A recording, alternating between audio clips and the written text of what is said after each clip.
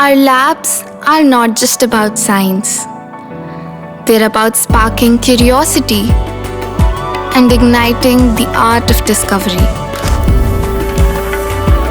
Sinkhania Educational Institute, cultivating knowledge. नमस्कार, स्वागत है आपका इंडिया पर और आपके साथ मैं हूं प्रियांशु मिश्रा।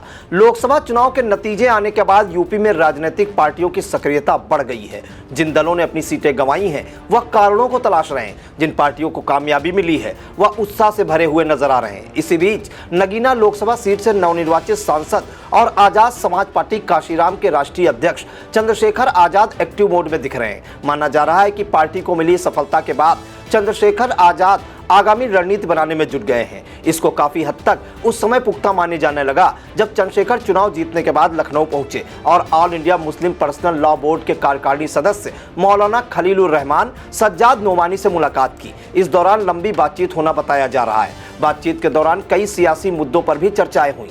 चंद्रशेखर आजाद की सक्रियता के बाद अब राजनीतिक गलियारों में यह भी कयास लगाए जाने लगे हैं कि बसपा प्रमुख मायावती और सपा मुखिया अखिलेश यादव की मुश्किलें बढ़ने वाली हैं। बता दें कि भीम आर्मी चीफ चंद्रशेखर आजाद ने एक दशक से अधिक समय तक संघर्ष के बाद नगीना लोकसभा सीट में जीत दर्ज कर दलित राजनीति में हलचल मचा दी है। उनकी इस सक्रियता ने बसपा प्रमुख मायावती को बेचैन कर दिया है तो भाजपा और सपा के खेमे में भी खलबली मची हुई है। दरअसल चंद्रशेखर आजाद ने लोकसभा चुनाव जीतने के बाद बड़ा ऐलान किया है। अब वह 2027 में होने वाले विधानसभा चुनाव को लेकर सक्रिय हो गए हैं। उन्होंने कहा है कि यूपी में उनकी पार्टी अपने दम पर सभी सीटों पर चुनाव लड़ेगी। बताया यह भी जाता है कि 9 सीटों पर होने वाले विधानसभा के उपचुनाव में भी आजाद समाज पार्टी उम्मीदवार उतार सकती है। यहाँ यह भी बता दें कि नगीना लोकसभा सीट पर चंद्रशेखर आजाद ने 1,51,473 वोटों से जीत दर्ज की है। उन्होंने 5,12,552 वोट हासिल किए, जबकि भाजपा प्रत्याशी को 3 लाख के आसपास ही वोट मिल सके।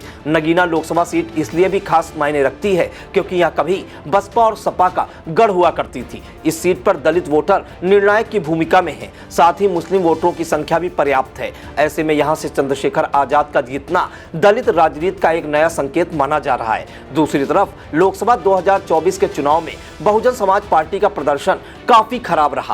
बसपा ने 2019 के लोकसभा चुनाव में जहां 10 सीटों पर जीत दर्ज की थी, लेकिन 2024 के चुनाव में अपने दम पर एक भी सीट नहीं जीत पाई। बसपा का वोट प्रतिशत भी घट गया। माना जा रहा है कि बहुजन समाज पार्टी का परंपरागत वोट चंद्रशेखर आजाद के साथ शिफ्ट हो गया है। ऐसे में बसपा के साथ ही भाजपा और सपा के लिए बेचैनी बढ़ना लाजमी है। 2027 का विधानसभा चुनाव इसलिए और भी महत्वपूर्ण माना जा रहा है क्योंकि राजनीति के जानकार बताते हैं कि अंबेडकर के महान आंदोलन के 100 साल 2027 में पूरे हो रहे हैं। यह घटना दलित आंदोलन के इतिहास में मील का पत्थर मानी जाती है। आपके लिए यह जानकारी जुटाई है आई इंडिया के सहयोगी अविनाश चंद्र मिश्र ने और कैमरे के पीछे हैं हमारे कैमरा पर्सन हसन गोगा।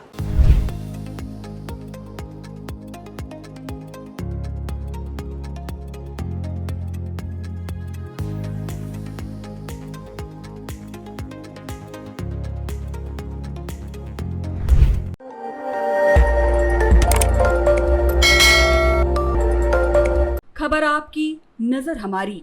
देखते रहिए आई इंडिया।